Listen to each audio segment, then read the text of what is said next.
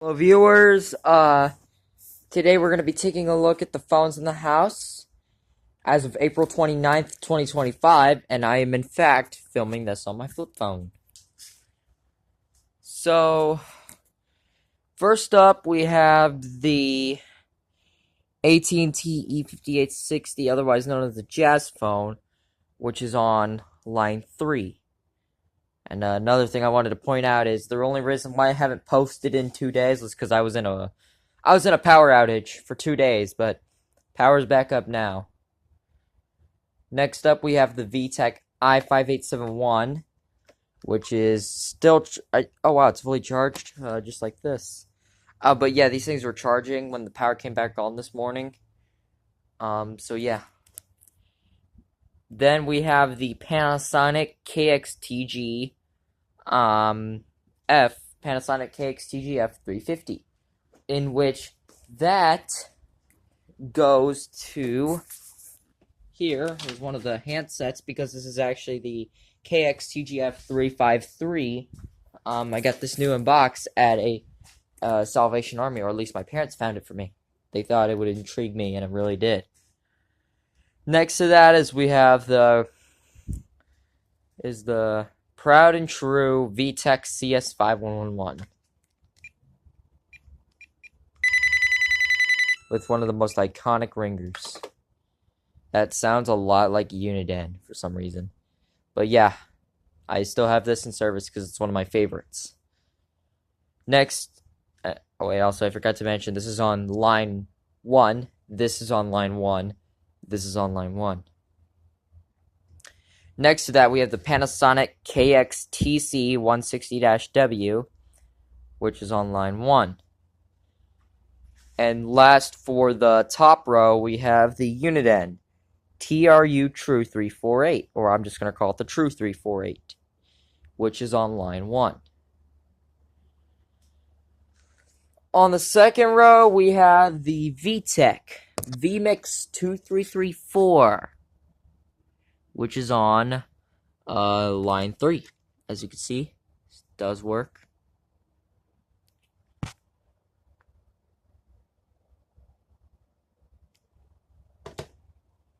Next to that, we have the VTech SN5147, which is on line 2. And over here is actually the handset to my VTech SN5147, which is still charging for some reason. Yeah.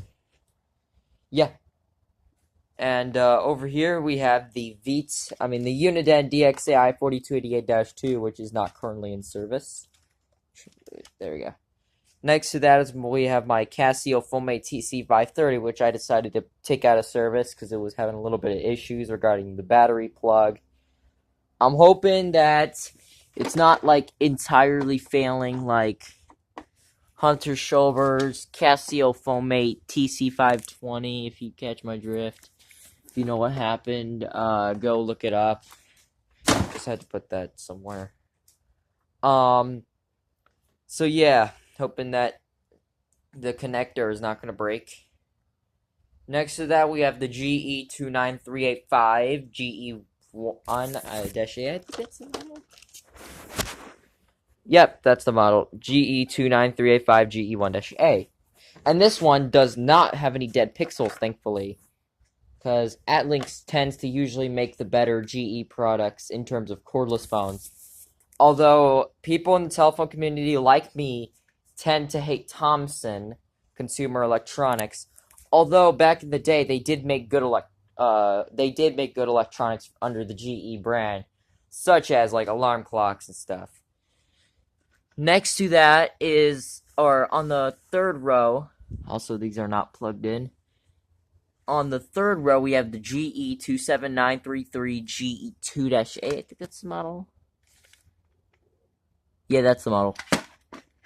This thing apparently has issues where it dies out when there's a full battery in it, thinking that the battery is dead, and it has a couple lines of dead pixels, which is unusual. Next to that is my VTech. I get this. I always get VTech and AT&T mixed up because they're both made by Advanced American Telephones. Well, here is the AT&T TL76108, which is not plugged in at the moment. Next to that is one of my favorite phones, which is the VTech.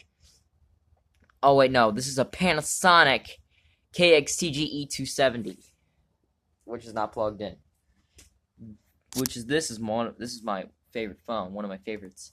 Here's my first phone. This is my VTech CS6719, which is not plugged in.